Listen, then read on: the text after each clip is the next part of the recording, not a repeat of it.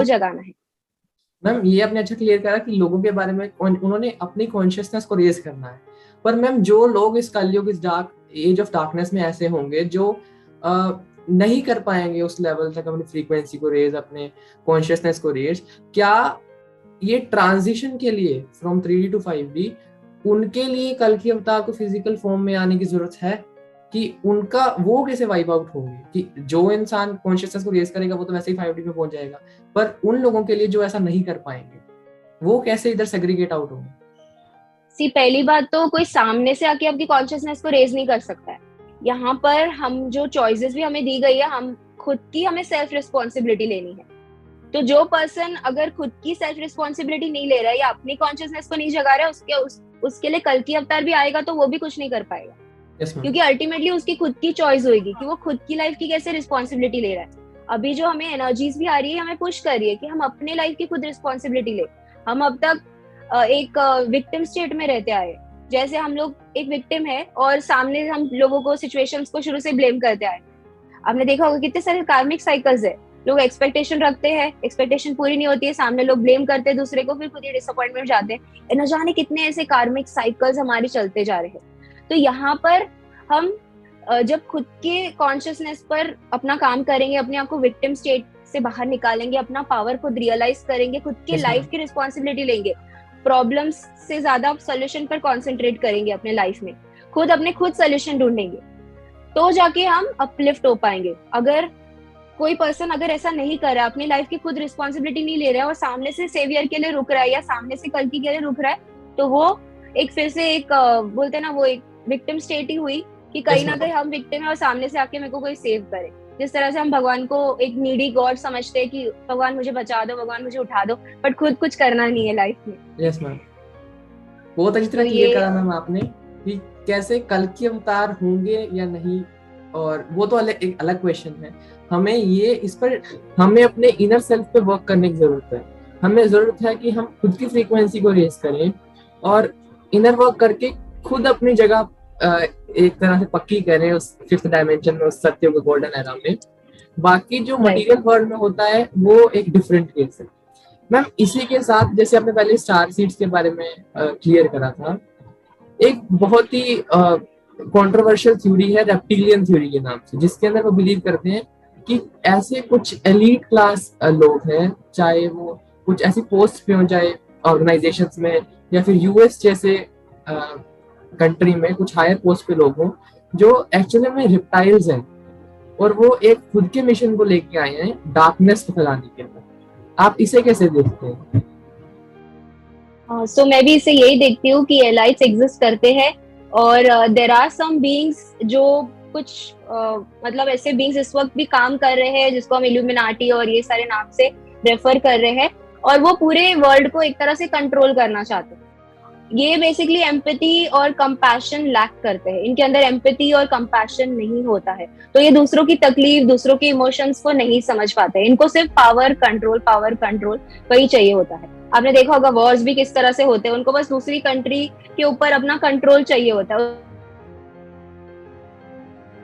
उस बीच प्रॉब्लम्स होती है वो नहीं फेस कर पाते, वो सब चीजें वो नहीं देख पाते हैं, वो सारी चीजें और इमोशंस वो नहीं देख पाते हैं। तो यहाँ पे मैं एलाइट थियरी या फिर जो रेप्टिलियंस आप बात करते हैं, तो reptilians do exist, reptilian star seeds exist करते हैं। जैसे अच्छे वाले स्टार सीड्स एग्जिस्ट करते हैं, वैसे नेगेटिव वाले भी स्टार सीड्स एग्जिस्ट करते हैं इस वक्त। और धरती एक ऐसा जगह है जहाँ पे सब तरह तरह के स्टार सीड्स आपको मिलने वाले हैं, तरह तरह के डिफरेंट स्टार सिस्टम से आपको मिलने वाले हैं लोग।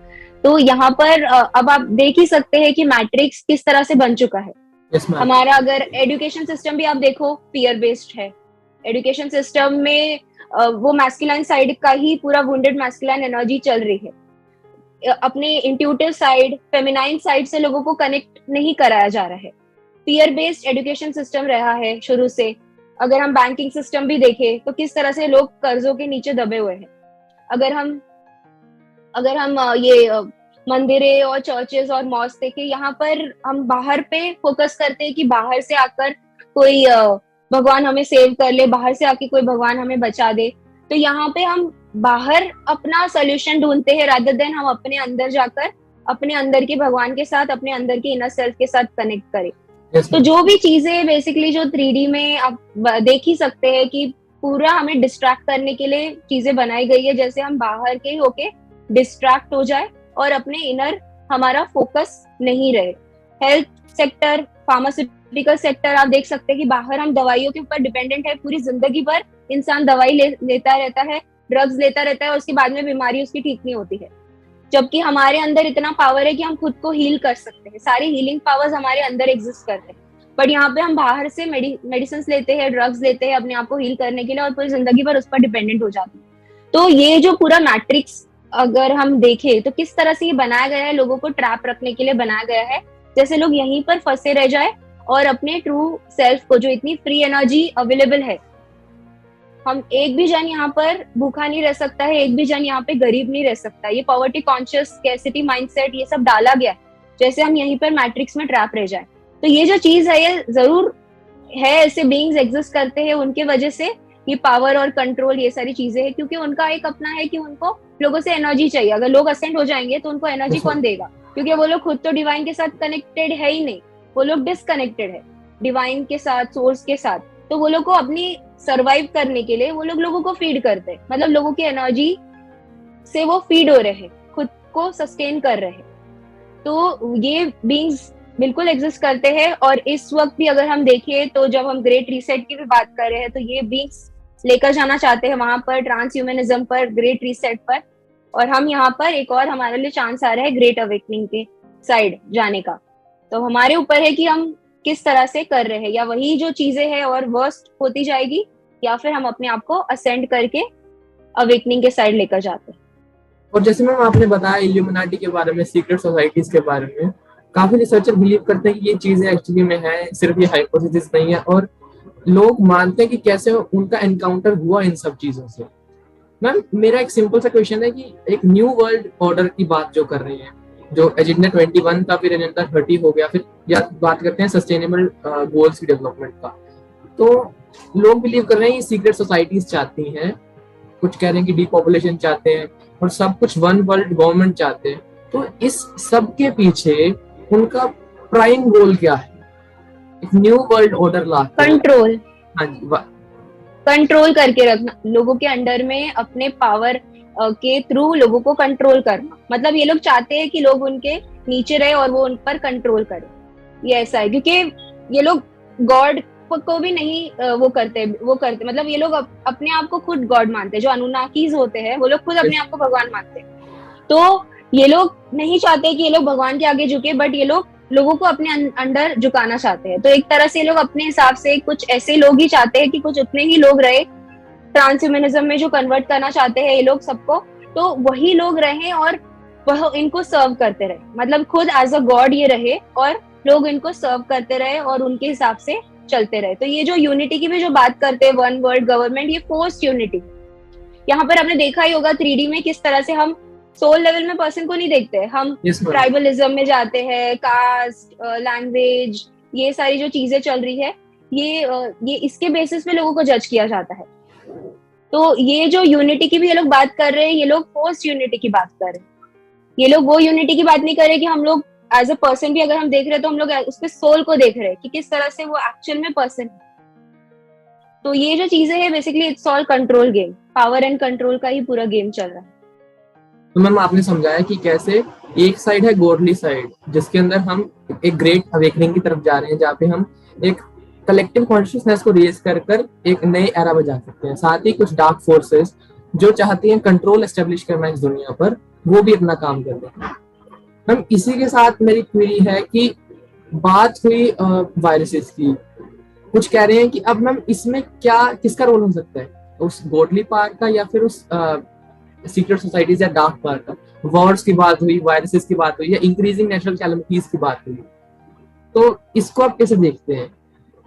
वो लोग अपना काम कर रहे हैं, वो लोगों को 95% लोगों को खत्म करने का प्लान था, लेकिन ये कन्वर्ट हो गया अवेकनिंग में, मतलब उनका प्लान फ्लॉप हो गया, हम ऐसे बोल सकते हैं। तो वो लोग अपने तरह से अपना काम करते जा रहे हैं, बट वो एक तरह से मतलब होता है ना कि जब वो अपने अपने डिफरेंट फियर के टेक्निक्स यूज कर रहे हैं लोगों को कंट्रोल करने का। अभी जैसे वॉर के हिसाब से हम बोले, या फिर मंकी पॉक्स वायरस या कोरोना वायरस, फूड क्राइसिस, ये सारी जो चीजें, ये डिफरेंट तरह के टेक्निक्स है, तरकीबें है जो लोगों के ऊपर यूज हो रही है, जैसे लोग फियर के स्पेस से बाहर नहीं निकले। क्योंकि जब हम 3D की बात करते हैं, यहाँ पे ego is completely connected with fear, यहाँ पे फियर का स्टेट चलता है, फियर का वाइब्रेशन चलता है। तो ये लोग अलग अलग तरकीबें यूज कर रहे हैं, बट बोलते हैं ना, मेन तो डिवाइन की शक्ति है जो ऊपर से काम कर रही है। डिवाइन की शक्ति के आगे कोई शक्ति एग्जिस्ट नहीं कर सकती है। तो ऊपर से डिवाइन की शक्ति हमारे साथ है, और ये जो इनके प्लान्स है, हमें वही अवेकन लोगों को इसके लिए करना है, जैसे इनके जो प्लान्स है वो फ्लॉप होते जाए और ये ग्रेट अवेकनिंग में कन्वर्ट हो जाए। तो हमारा भी यही पार्ट है, इस वक्त जो अवेकन हो रहे हैं उनका भी यही पार्ट बनता है कि जितना ज्यादा हो सके लोगों को स्प्रेड करो, अवेकन करो, जैसे वो ग्रेट अवेकनिंग में शिफ्ट हो जाए और इनके जो होलोग्राम्स ये लोग क्रिएट कर रहे हैं फियर वाले, वो सब फ्लॉप होते जाए। मैम जैसे आपने बताया वॉर्स इसके बारे में, मैम अब सिंपल सा क्वेश्चन है कि इस जर्नी ऑफ असेंशन में हमने वॉर देख लिया, हमने वायरसेस देख लिए, हमने नेचुरल कैलामिटीज जो अभी हो रही है उनके बारे में देख लिया, अब नया एक चाइना ताइवान सिचुएशन क्रिएट हो गया, इसके बारे में वर्ल्ड वॉर 3 की सिचुएशन हम देख सकते हैं। तो what more is coming up, हम आगे आपको क्या लगता है कि इस एसेंशन में बुरे से बुरा क्या हो सकता है, आगे आने वाले समय में फ्यूचर इवेंट्स क्या हो सकते हैं? मैं बुरे से बुरा नहीं देखूंगी, मैं अच्छे से अच्छा देखूंगी कि सब कुछ अच्छा ही होगा। और जितने ज्यादा मैं कोशिश करूंगी कि लोग यहाँ पर असेंशन में चले और अपने आप को अवेकन करे। जो भी चीजें हैं मेरे लिए वो चीजें एग्जिस्ट नहीं करती है, क्योंकि मेरे लिए वो सब होलोग्राम्स है। जो भी चीजें वो लोग कर रहे हैं, अगर हमारे अंदर एक डिसर्नमेंट रहेगा कि हम लोग चीजों को जज कर पाएंगे, हमारे अंदर एक समझ होनी चाहिए कि क्या हमारे लिए सही है क्या गलत है, जो एक क्रिटिकल थिंकिंग, जो चीजें हमारे अंदर खत्म कर दी गई है, तो वो फिर से हमें जगाना है अपनी समझ। तो जो भी चीजें होगी उस पर हमें जाना ही नहीं है कि क्या क्या चीजें होगी, हमें एक को क्रिएट करना है, एक ऐसे वर्ल्ड को जो हम चाहते हैं। तो वहां से फोकस उठा के हमें वहां पर फोकस करना है जो हम को क्रिएट करना चाहते हैं, मिलकर एक साथ, कलेक्टिवली भी इंडिविजुअली भी। खुद का भी हम काम कर रहे हैं और कलेक्टिवली भी हम मिलकर काम कर रहे हैं। तो जो भी है वो सब होलोग्राम्स है, वो सब फियर है। अगर किसी भी तरह से फियर आ सकता है, शायद हमें भी नहीं पता है, वो लोग ऐसे ऐसे टेक्निक्स भी यूज कर सकते हैं, बट वो सारी चीजों पर फोकस नहीं करके हमें इस पे फोकस करना है, ग्रेट अवेकनिंग पे और अपने असेंशन पे। मैम इसी के साथ मेरा यही क्वेश्चन था कि एक इंसान इसमें अपना कंट्रीब्यूशन कैसे डाल सकता है? उसे समझ आ गया कि ये जर्नी ऑफ असेंशन है, ये टाइम ऑफ असेंशन है, ट्रांजिशन है कलयुग से सतयुग की तरफ। तो एक इंसान, एक नॉर्मल इंसान जो स्टार सीड नहीं है या फिर जो डिस्कवर नहीं कर पा रहा है अपने अवतार सेल्फ को, तो वो कैसे कंट्रीब्यूट कर सकता है इस हायर कॉन्शियसनेस में या फिर इस जर्नी में, जहां वो एक नए एरा में जा सके? तो यहाँ पर मेरे हिसाब से तो अगर मैं कुछ आपको ऐसे टिप्स दूं तो मैं ऐसे बोलूंगी कि पहली बात तो अपने आप को फ्लेक्सिबल बनाना है। हम यहाँ पर 3D में बहुत क्लोज माइंडेड रहते हैं। अगर कुछ चेंजेस हो रही है, लोग चेंज नहीं करते, अपने कंफर्ट जोन में रहते हैं। तो अपना एक ओपन माइंडेडनेस करके हम अक्सर जजमेंट, सेपरेशन, ये सही है ये गलत है, वो एक थिंकिंग में नहीं रहकर कि हम राइट है तुम गलत हो, ये है वो है, वो सब चीजों से बाहर निकल के हमें चेंज को एक्सेप्ट करना स्टार्ट करना है, एक ओपननेस रखनी है। तो पहले तो एक अपना हमें ओपननेस डेवलप करना है। जैसे जो चेंजेस हो रही है, 5D is a new state of being, a new state of feeling. आप डिफरेंट चीजें फील कर रहे हो, आप डिफरेंट बनते जा रहे हो जब हम हायर रियलिटीज में जा रहे हैं। तो अगर आप 3D को ही होल्ड करोगे तो वही पेन, सफरिंग, ड्रामा वही चलता रहेगा। तो यहाँ पे अपने आपको शेकअप करना है, मतलब आपको अपने आप को उठाना है, जगाना है, अपने आप को चेंज के लिए ओपन करना है। तो जब हम ओपन करेंगे कि यस हम रेडी है इस चेंज के लिए, तो जाके हम उस न्यू रियलिटी को एक्सपीरियंस भी कर पाएंगे। तो अपने वो छोटे माइंडसेट से बाहर निकल के ओपन माइंडसेट में आना है। और दूसरा है कि हार्ट चक्र का एक बहुत बड़ा पार्ट प्ले होता है, क्योंकि जब हम अपने सोल कॉन्शियस होते हैं हम अपने हार्ट चक्र को एक्टिवेट करते हैं। तो नीचे के चक्रास का जो ये जर्नी चल रहा है कि किस तरह से हम अपने रूट चक्र से ऊपर उठ रहे हैं, सैक्रल में, सैक्रल से ऊपर उठ रहे हैं, सोलर में, फिर सोसाइटी के चीजों से ऊपर उठ रहे हैं, मतलब जो सोसाइटी चाहती है हमसे करना, फिर हम अपने हार्ट में आते हैं और हम वो करते हैं जो हमें ठीक लगता है। तो यहाँ पे आप अपने हार्ट की सुनना, अपने सोल की सुनना, अपने इंट्यूशन की सुनना, ये सारी चीजें जब हम स्टार्ट करेंगे तब जाके इस ट्रैप से हम बाहर निकल सकते हैं जो एक साइकिल हमारी पड़ी थी। तो इसमें बहुत सारी चीजें हैं जो हमें चेंज करना है, फ्रीक्वेंसी रेज करने पर ध्यान रखना है, ऐसी चीजें हमें करते रहना अपने लाइफ में। जैसे हमारी फ्रीक्वेंसी रेज हो, डाइट हो सकता है, लाइफस्टाइल हो सकता है, जो भी हम चेंजेस कर सकते हैं, वैसे छोटे बड़े चेंजेस हम अपने रियलिटी में कर सकते हैं। और दूसरा आता है कि हमारे अंदर इतने सारे पावर्स एग्जिस्ट करते हैं जिसके लिए हम लोग को पता ही नहीं है। हम इतने पावरफुल बीइंग्स है, मल्टी डायमेंशनल सेल्फ है। तो अपने ट्रू सेल्फ को जगाने के लिए आपको अपने इंट्यूशन के साथ जुड़ना पड़ेगा। अभी के टाइम पर थर्ड आई एक्टिवेट होना भी जरूरी है, तभी हम सही और गलत को डिसर्न कर पाएंगे कि क्या हमारे लिए सही है, क्या हमारे लिए गलत है। तो यहाँ पर थर्ड आई का बहुत बड़ा काम आता है कि हम चीजों को डिसर्न करना सीखिए अपने रियलिटी में। हम यहाँ पर क्लियर एबिलिटीज एक्टिवेट कर सकते हैं, टेलीपोर्टेशन, बाय लोकेशन, जो भी सारी चीजें होती है जो हम सिर्फ समझते थे कि कुछ ऐसे बीइंग्स है सिर्फ वही कर सकते हैं, हर एक इंसान वो सारी चीजें कर सकता है। एस्ट्रल प्रोजेक्शन, जो इतनी सारी चीजें लोग क्रेव करते हैं, वो सच में हमारे अंदर वो सारी कैपेसिटीज एग्जिस्ट करती है। वो सारे clear abilities, clear audience, clear sentience, तो ये सारी एबिलिटीज को जगाने के लिए हमें अपने इंट्यूटिव सेल्फ या तो हम बोल सकते हैं हायर सेंसरी परसेप्शन को जगाना पड़ेगा। कि वो जो सेंसेस, ये फिजिकल जो सेंसेस हमारे एग्जिस्ट करते हैं, 5 सेंसेस जो बचपन में हमको स्कूल में बताया जाता है कि ये 5 सेंसेस है, उसको छोड़ के भी जो 7 साइकिक एबिलिटीज है हमारे अंदर, जो सेंसेस है, उसको जगाने की कोशिश करनी है। तभी हम हायर रियलिटी, हायर पर्सपेक्टिव देख पाएंगे और चीजों को डिसर्न कर पाएंगे। और दूसरा है कि हर एक को अपना कॉन्ट्रीब्यूशन देना है, कि किस तरह से हम कॉन्ट्रीब्यूट कर सकते हैं, लोगों को हेल्प कैसे कर सकते हैं, अपने वे में आप अपना कॉन्ट्रीब्यूशन कैसे दे सकते हो। और हर एक जन जो अवेकन हो रहा है उसका कुछ ना कुछ पार्ट है कि वो दूसरे पर्सन को कैसे अवेकन कर सकता है या हेल्प कर सकता है। सी, करना नहीं करना उनका फ्री विल चॉइस है। लोग उनका सुन रहे हैं, नहीं सुन रहे हैं, इग्नोर कर रहे हैं, वो उनका चॉइस। बट अपने तरफ से लोग कोशिश करेंगे, जितने ज्यादा हम मिलकर कोशिश करेंगे, अपना अपना कॉन्ट्रीब्यूशन देंगे, तब जाके ये असेंशन प्रोसेस फास्ट होगा। तो मेरे हिसाब से ये कुछ चीजें हैं जिनका हमें ध्यान रखना जरूरी है।